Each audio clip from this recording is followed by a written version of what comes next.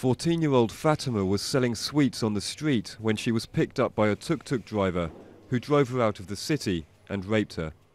When the police arrived, they arrested the attacker and the girl, and while the man was soon released, Fatima was accused of being a prostitute. Her ordeal didn't end there. The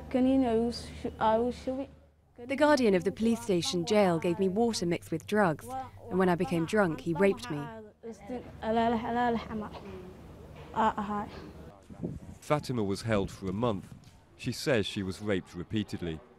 Her aunt was only able to secure her release with the help of a women's charity, the Elman Center.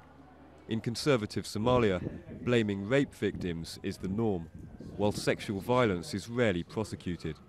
And while Fatima still faces the threat of a court appearance, her attackers are free. But there is some hope that attitudes can slowly change.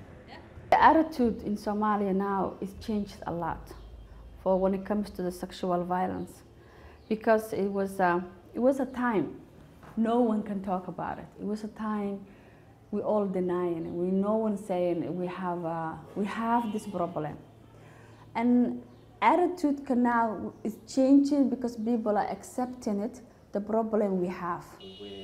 The Elman Centre's 15-bed safe house is one of the few places offering support for Somalia's victims of rape, widespread female genital mutilation and forced early marriage. 18-year-old Marian is one of the residents. She was forced to marry an old man who beat her and made her have sex.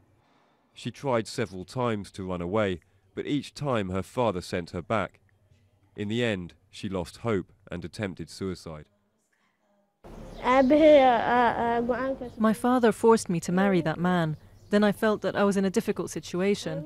Later, I decided to burn myself to death, but then neighbors rushed in and rescued me by putting out the flames on my skin. Somalia's draft constitution does include provision for new laws on rape and sexual violence.